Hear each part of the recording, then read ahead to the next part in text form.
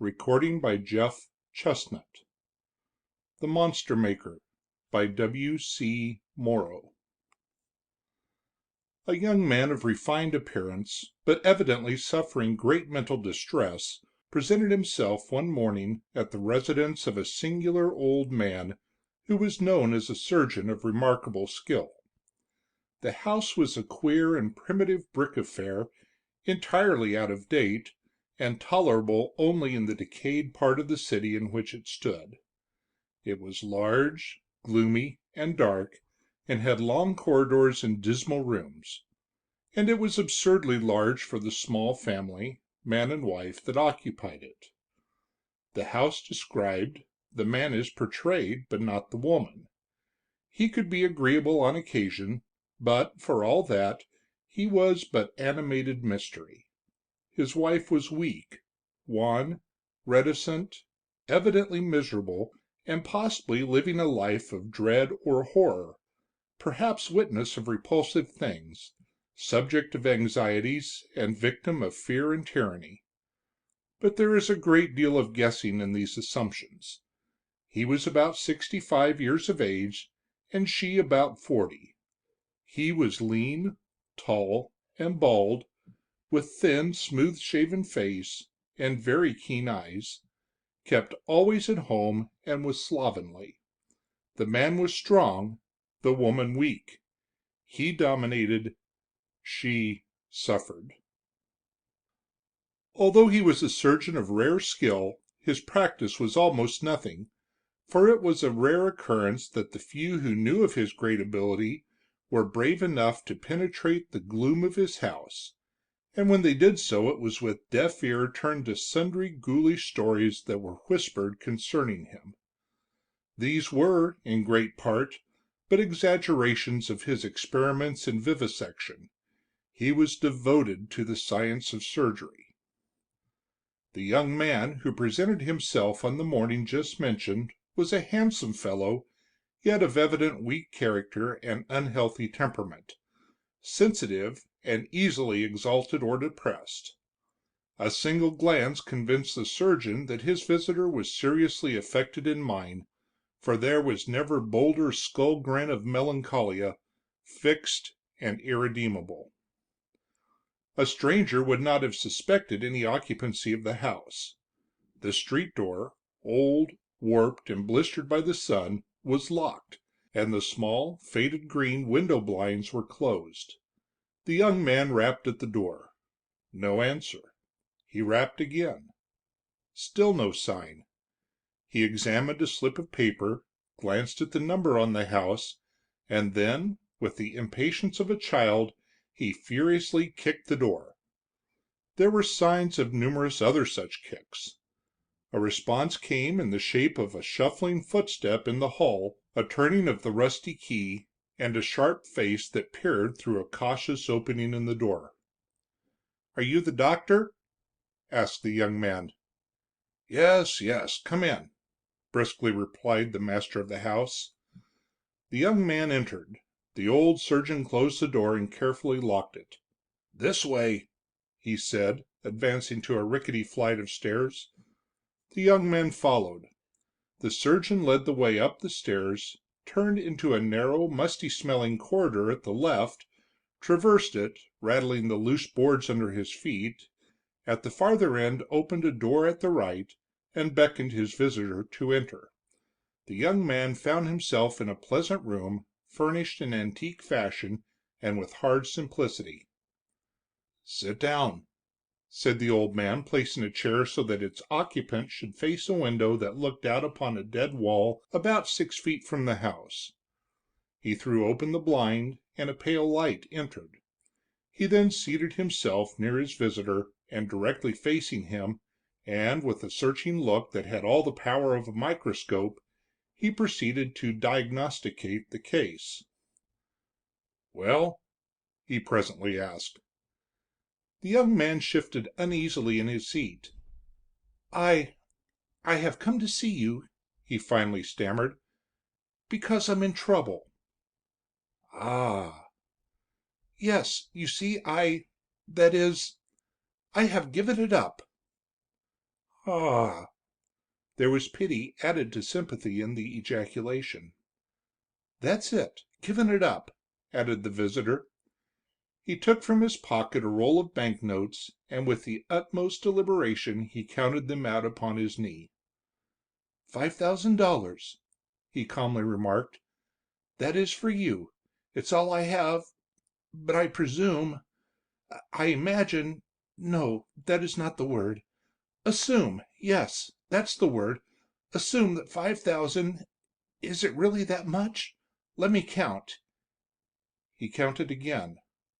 "That $5,000 is a sufficient fee for what I want you to do." The surgeon's lips curled pityingly, perhaps disdainfully also.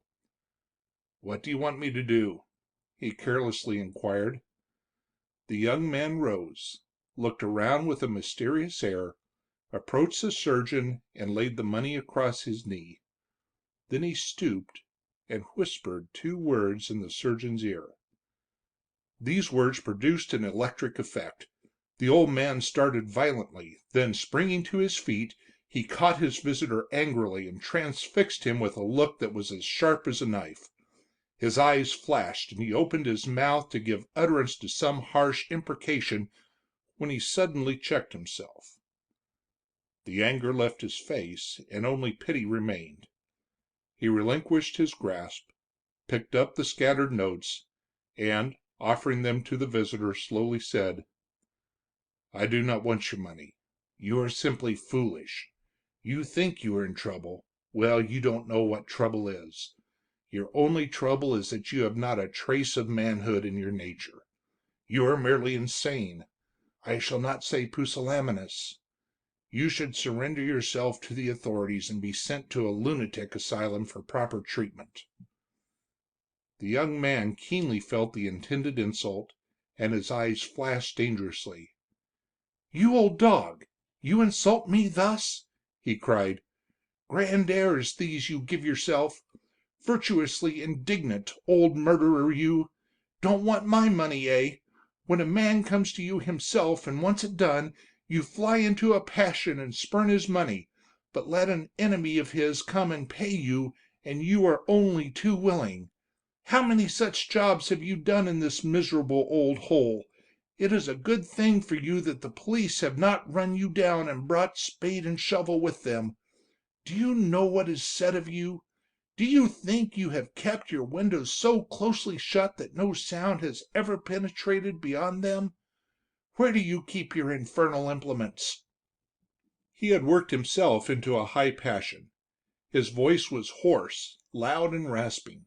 His eyes, bloodshot, started from their sockets. His whole frame twitched, and his fingers writhed. But he was in the presence of a man infinitely his superior. 2 eyes like those of a snake burned 2 holes through him. An overmastering, inflexible presence confronted one weak and passionate. The result came. "Sit down," commanded the stern voice of the surgeon. It was the voice of father to child, of master to slave. The fury left the visitor, who, weak and overcome, fell upon a chair. Meanwhile, a peculiar light had appeared in the old surgeon's face, the dawn of a strange idea. A gloomy ray strayed from the fires of the bottomless pit, the baleful light that illumines the way of the enthusiast. The old man remained a moment in profound abstraction, gleams of eager intelligence bursting momentarily through the cloud of somber meditation that covered his face. Then broke the broad light of a deep, impenetrable determination. There was something sinister in it, suggesting the sacrifice of something held sacred. After a struggle, mind had vanished conscience. Taking a piece of paper and a pencil, the surgeon carefully wrote answers to questions which he peremptorily addressed to his visitor, such as his name, age, place of residence, occupation, and the like, and the same inquiries concerning his parents, together with other particular matters. "Does anyone know you came to this house?" he asked. No. You swear it? Yes. But your prolonged absence will cause alarm and lead to search. I have provided against that. How? By depositing a note in the post as I came along, announcing my intention to drown myself. The river will be dragged. What then? Asked the young man, shrugging his shoulders with careless indifference. Rapid undercurrent, you know. A good many are never found. There was a pause. Are you ready? Finally asked the surgeon. Perfectly. The answer was cool and determined. The manner of the surgeon, however, showed much perturbation. The pallor that had come into his face at the moment his decision was formed became intense. A nervous tremulousness came over his frame. Above it all shone the light of enthusiasm. Have you a choice in the method? He asked. Yes. Extreme anesthesia. With what agent? The surest and quickest. Do you desire any subsequent disposition? No. Only nullification. Simply blowing out, as of a candle in the wind. A puff, then darkness without a trace. A sense of your own safety may suggest the method. I leave it to you. No delivery to your friends? None whatever. Another pause. Did you say you were quite ready? Asked the surgeon. Quite ready. And perfectly willing? Anxious. Then wait a moment. With this request, the old surgeon rose to his feet and stretched himself. Then, with the stealthiness of a cat, he opened the door and peered into the hall, listening intently. There was no sound. He softly closed the door and locked it. Then he closed the window blinds and locked them. This done, he opened a door leading into an adjoining room, which, though it had no window, was lighted by means of a small skylight. The young man watched closely. A strange change had come over him. While his determination had not one whit lessened, a look of great relief came into his face, displacing the haggard, despairing look of a half hour before. Melancholic then, he was ecstatic now. The opening of the second door disclosed a curious sight. In the center of the room, directly under the skylight, was an operating table, such as is used by demonstrators of anatomy. A glass case against the wall held surgical instruments of every kind. Hanging in another case were human skeletons of various sizes. In sealed jars, arranged on shelves, were monstrosities of divers kinds, preserved in alcohol. There were also, among innumerable other articles scattered about the room, a mannikin, a stuffed cat, a desiccated human heart, plaster casts of various parts of the body, numerous charts, and a large assortment of drugs and chemicals. There was also a lounge which could be opened to form a couch. The surgeon opened it and moved the operating table aside, giving its place to the lounge. Come in, he called to his visitor. The young man obeyed without the least hesitation. Take off your coat. He complied. Lie down on that lounge. In a moment the young man was stretched at full length, eyeing the surgeon. The latter undoubtedly was suffering under great excitement, but he did not waver. His movements were sure and quick. Selecting a bottle containing a liquid, he carefully measured out a certain quantity. While doing this, he asked, "Have you ever had any irregularity of the heart?" "No." The answer was prompt, but it was immediately followed by a quizzical look in the speaker's face. "I presume," he added, "you mean by your question that it might be dangerous to give me a certain drug. Under the circumstances, however, I fail to see any relevancy in your question." This took the surgeon aback. but he hastened to explain that he did not wish to inflict unnecessary pain, and hence his question. He placed the glass on a stand, approached his visitor, and carefully examined his pulse. "Wonderful!" he exclaimed. "Why?" "It is perfectly normal." "Because I am wholly resigned. Indeed, it has been long since I knew such happiness. It is not active, but infinitely sweet." "You have no lingering desire to retract?" "None whatever." The surgeon went to the stand and returned with the draft. "Take this," he said kindly. The young man partially raised himself and took the glass in his hand. He did not show the vibration of a single nerve.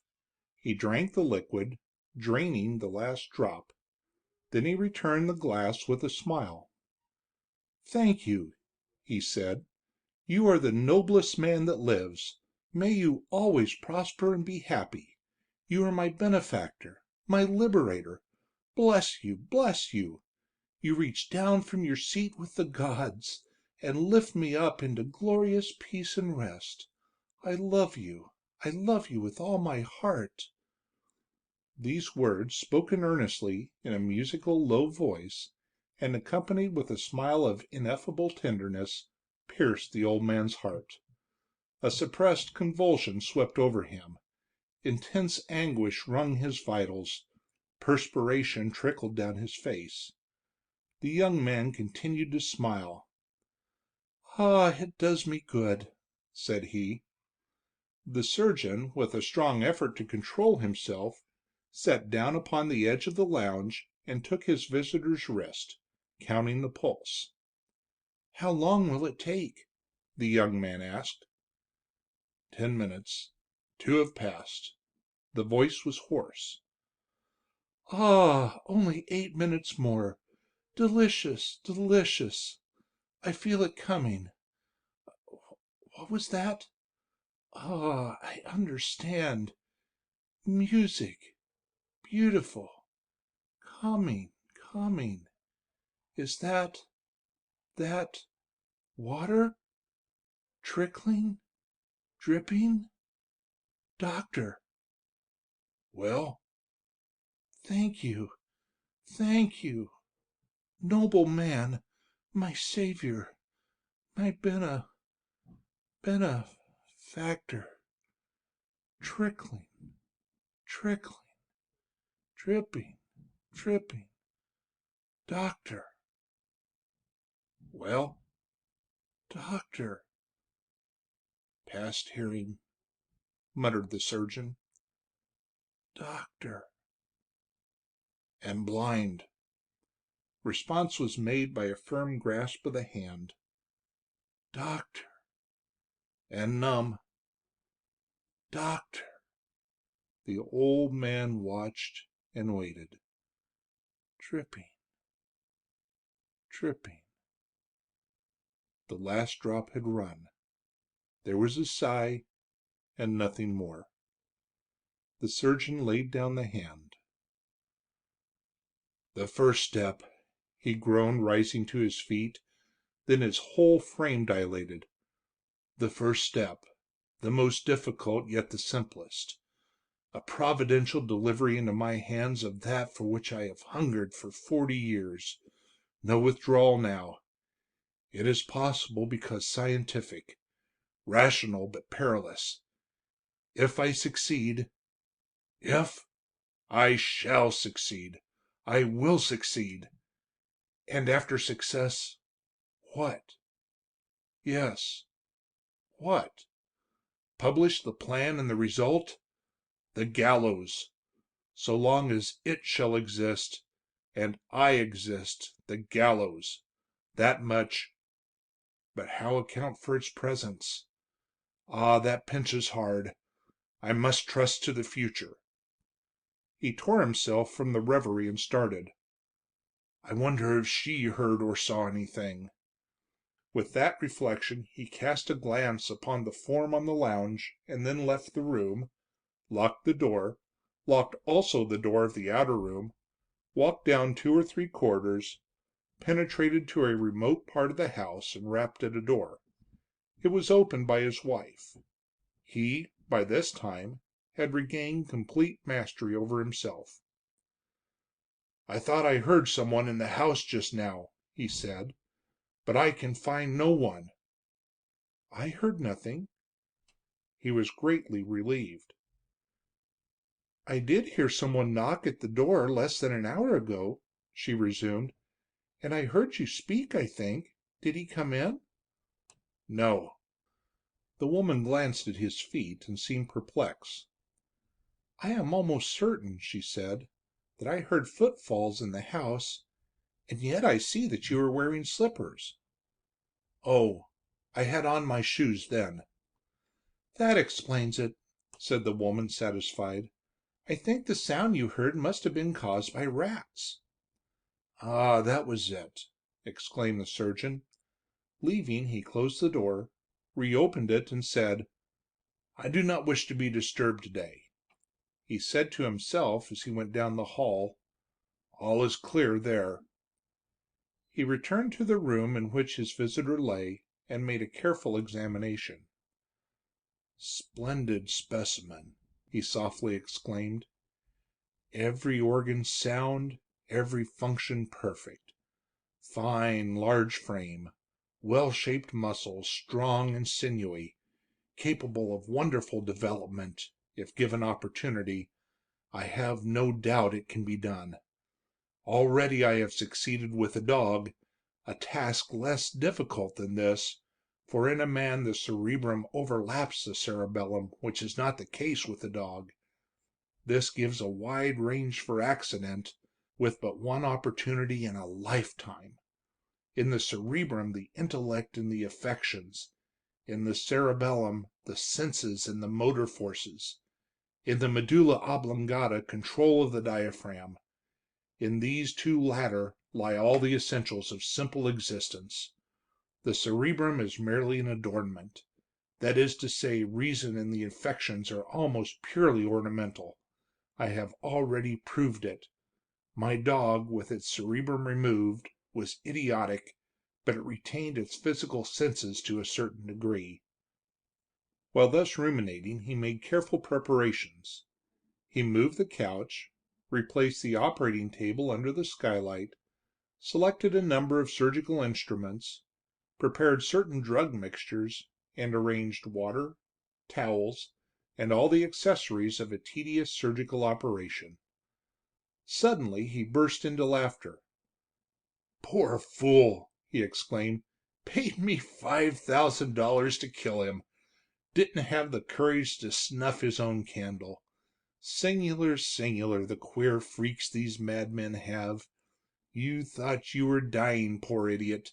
Allow me to inform you, sir, that you are as much alive at this moment as ever you were in your life. But it will be all the same to you. You shall never be more conscious than you are now, and for all practical purposes, so far as they concern you, you are dead henceforth, though you shall live.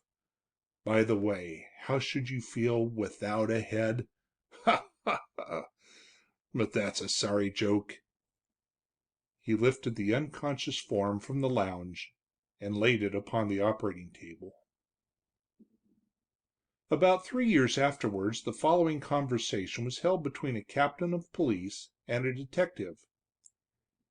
"She may be insane," suggested the captain. "I think she is." "And yet you credit her story?" "I do." "Singular." "Not at all. I myself have learned something." "What?" "Much in one sense, little in another. You have heard those queer stories of her husband. Well, they are all nonsensical, probably with one exception. He is generally a harmless old fellow, but peculiar. He has performed some wonderful surgical operations. The people in his neighborhood are ignorant, and they fear him and wish to be rid of him. Hence they tell a great many lies about him, and they come to believe their own stories. The one important thing that I have learned is that he is almost insanely enthusiastic on the subject of surgery, especially experimental surgery, and with an enthusiast there is hardly such a thing as a scruple. It is this that gives me confidence in the woman's story." "You say she appeared to be frightened?" "Doubly so. First, she feared that her husband would learn of her betrayal of him. Second, the discovery itself had terrified her." "But her report of this discovery is very vague," argued the captain. "He conceals everything from her. She is merely guessing." "In part, yes. In another part, no. She heard the sounds distinctly, though she did not see clearly. Horror closed her eyes. What she thinks she saw is, I admit, preposterous. But she undoubtedly saw something extremely frightful. There are many peculiar little circumstances. He has eaten with her but few times during the last 3 years, and nearly always carries his food to his private rooms. She says that he either consumes an enormous quantity, throws much away, or is feeding something that eats prodigiously. He explains this to her by saying that he has animals with which he experiments. This is not true. Again, he always keeps the door to these rooms carefully locked. And not only that, but he has had the doors doubled and otherwise strengthened, and has heavily barred a window that looks from one of the rooms upon a dead wall a few feet distance." "What does it mean?" asked the captain. "A prison." "For animals, perhaps." "Certainly not." "Why?" "Because in the first place, cages would have been better.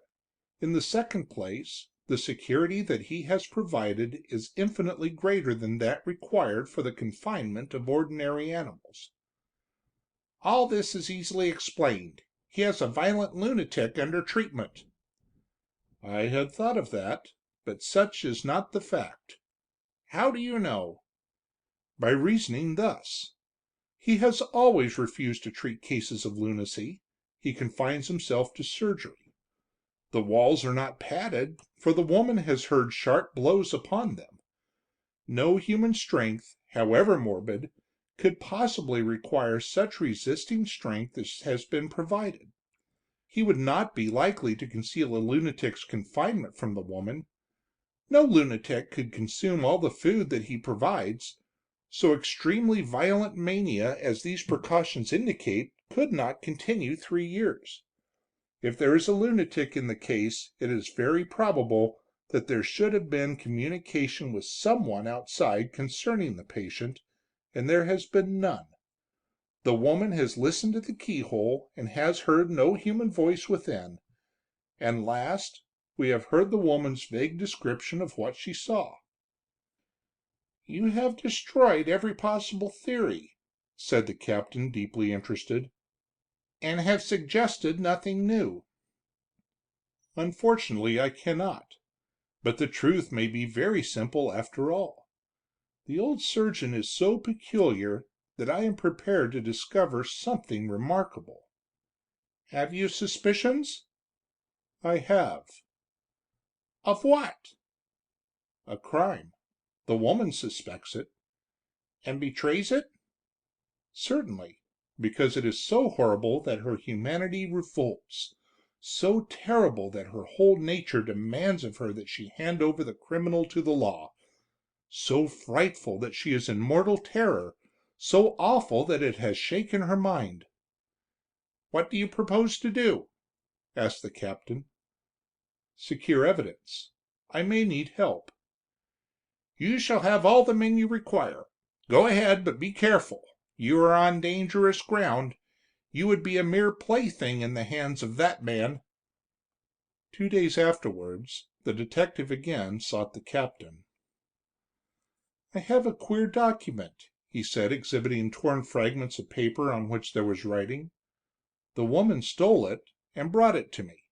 She snatched a handful out of a book, getting only a part of each of a few leaves." These fragments, which the men arranged as best they could, were, the detective explained, torn by the surgeon's wife from the first volume of a number of manuscript books which her husband had written on one subject, the very one that was the cause of her excitement. "About the time that he began a certain experiment 3 years ago," continued the detective, "he removed everything from the suite of 2 rooms containing his study and his operating room. In one of the bookcases that he removed to a room across the passage was a drawer, which he kept locked, but which he opened from time to time. As is quite common with such pieces of furniture, the lock of the drawer is a very poor one, and so the woman, while making a thorough search yesterday, found a key in her bunch that fitted this lock. She opened the drawer, drew out the bottom book of a pile, so that its mutilation would more likely escape discovery, saw that it might contain a clue, and tore out a handful of the leaves. She had barely replaced the book, locked the drawer, and made her escape when her husband appeared. He hardly ever allows her to be out of his sight when she is in that part of the house."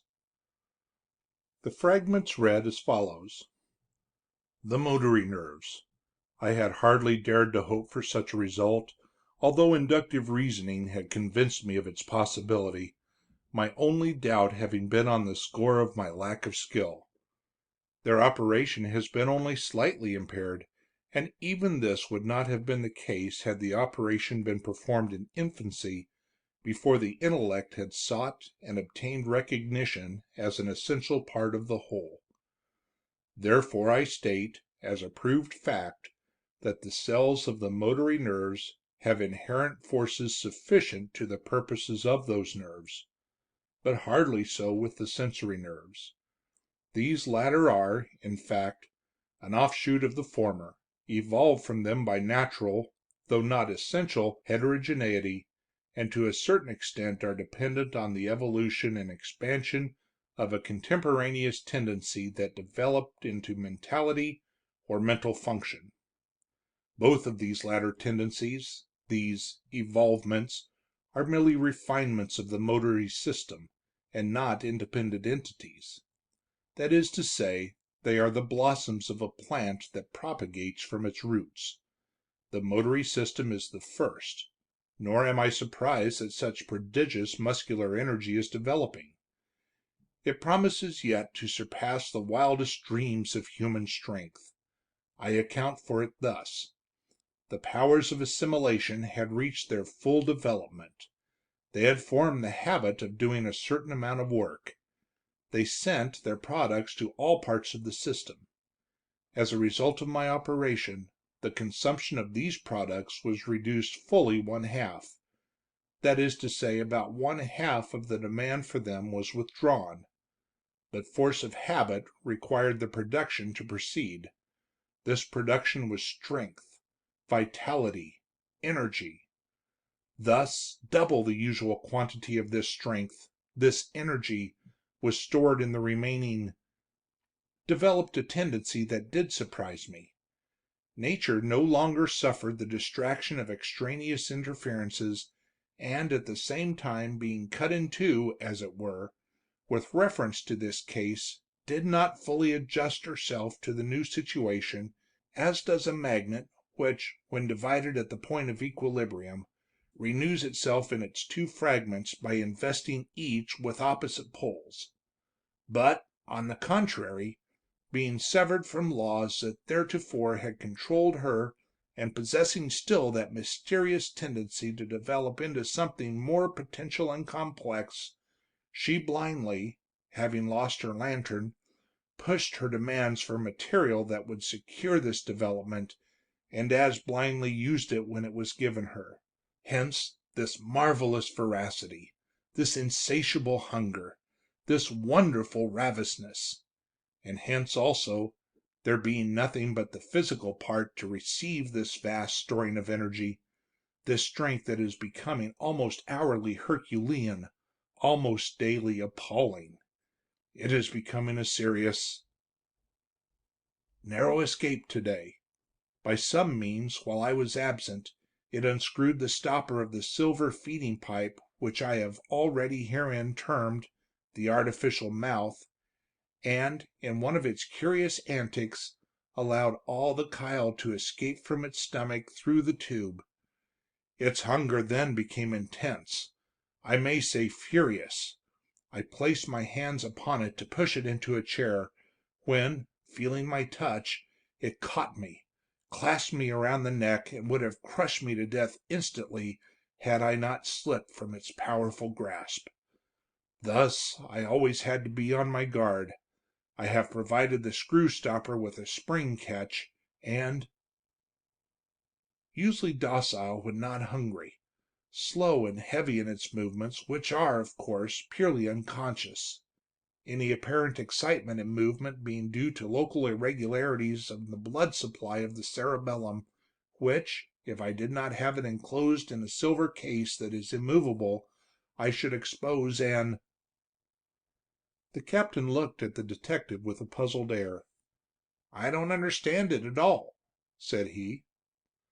"Nor I," agreed the detective. "What do you propose to do?" "Make a raid." "Do you want a man?" "3. The strongest men in your district." "Why? The surgeon is old and weak." "Nevertheless, I want 3 strong men, and for that matter, prudence really advises me to take 20." At 1 o'clock the next morning, a cautious, scratching sound might have been heard in the ceiling of the surgeon's operating room. Shortly afterwards the skylight sash was carefully raised and laid aside. A man peered into the opening. Nothing could be heard. "That is singular," thought the detective.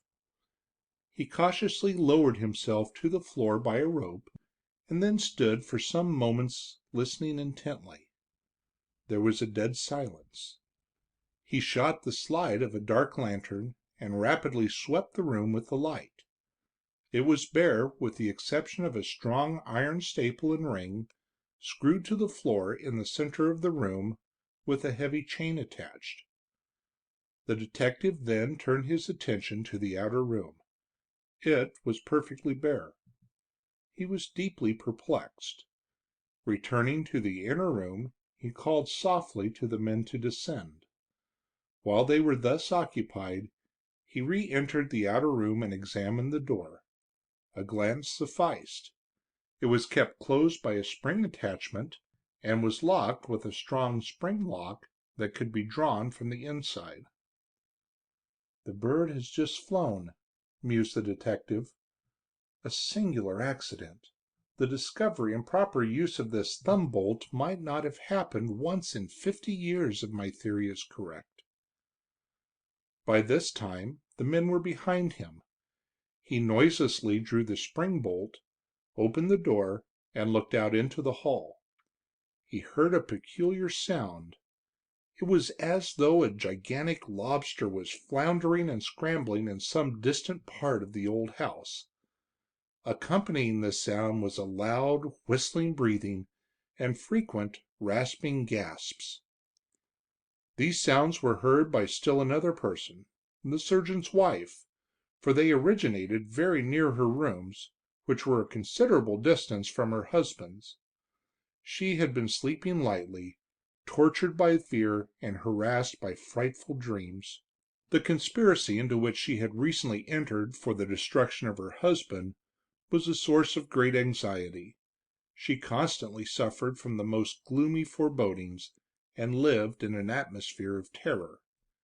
Added to the natural horror of her situation were those countless sources of fear which a fright-shaken mind creates and then magnifies. She was, indeed, in a pitiable state, having been driven first by terror to desperation, and then to madness. Startled thus out of fitful slumber by the noise at her door, she sprang from her bed to the floor, every terror that lurked in her acutely tense mind and diseased imagination starting up and almost overwhelming her. The idea of flight, one of the strongest of all instincts, seized upon her, and she ran to the door, beyond all control of reason. She drew the bolt and flung the door wide open, and then fled wildly down the passage, the appalling hissing and rasping gurgle ringing in her ears apparently with a thousandfold intensity. But the passage was in absolute darkness, and she had not taken a half dozen steps when she tripped upon an unseen object on the floor. She fell headlong upon it, encountering in it a large, soft, warm substance that writhed and squirmed, and from which came the sounds that had awakened her. Instantly realizing her situation, she uttered a shriek such as only an unnamable terror can inspire. But hardly had her cry started the echoes in the empty corridor when it was suddenly stifled. Two prodigious arms had closed upon her and crushed the life out of her. The cry performed the office of directing the detective and his assistants, and it also aroused the old surgeon, who occupied rooms between the officers and the object of their search. The cry of agony pierced him to the marrow, and a realization of the cause of it burst upon him with frightful force. "It has come at last!" he gasped, springing from his bed. Snatching from a table a dimly burning lamp and a long knife which he had kept at hand for 3 years, he dashed into the corridor. The four officers had already started forward, but when they saw him emerge they halted in silence. In that moment of stillness the surgeon paused to listen. He heard the hissing sound and the clumsy floundering of a bulky living object in the direction of his wife's apartments. It evidently was advancing towards him. A turn in the corridor shut out the view. He turned up the light, which revealed a ghastly pallor in his face. "Wife!" he called. There was no response. He hurriedly advanced, the four men following quietly. He turned the angle of the corridor, and ran so rapidly that by the time the officers had come in sight of him again, he was 20 steps away. He ran past a huge, shapeless object sprawling, crawling, and floundering along, and arrived at the body of his wife. He gave one horrified glance at her face and staggered away. Then a fury seized him. Clutching the knife firmly and holding the lamp aloft, he sprang toward the ungainly object in the corridor. It was then that the officers, still advancing cautiously, saw a little more clearly, though still indistinctly, the object of the surgeon's fury, and the cause of the look of unutterable anguish in his face. The hideous sight caused them to pause. They saw what appeared to be a man, yet evidently was not a man. Huge, awkward, shapeless, a squirming, lurching, stumbling mass, completely naked. It raised its broad shoulders. It had no head, but instead of it, a small metallic ball surmounting its massive neck. "Devil!" exclaimed the surgeon, raising the knife. "Hold there!" commanded a stern voice. The surgeon quickly raised his eyes and saw the four officers, and for a moment fear paralyzed his arm. "The police!" he gasped. Then, with a look of redoubled fury, he sent the knife to the hilt into the squirming mass before him. The wounded monster sprang to its feet and wildly threw its arms about, meanwhile emitting fearful sounds from a silver tube through which it breathed. The surgeon aimed another blow, but never gave it. In his blind fury he lost his caution, and was caught in an iron grasp. The struggling threw the lamp some feet toward the officers, and it fell to the floor, shattered to pieces. Simultaneously with the crash the oil took fire, and the corridor was filled with flame. The officers could not approach. Beyond them was the spreading blaze, and secure behind it were two forms struggling in a fearful embrace. They heard cries and gasps, and saw the gleaming of a knife. The wood in the house was old and dry. It took fire at once, and the flames spread with great rapidity. The four officers turned and fled, barely escaping with their lives. In an hour, nothing remained of the mysterious old house and its inmates but a blackened ruin. End of The Monster Maker. Recording by Jeff Chestnut.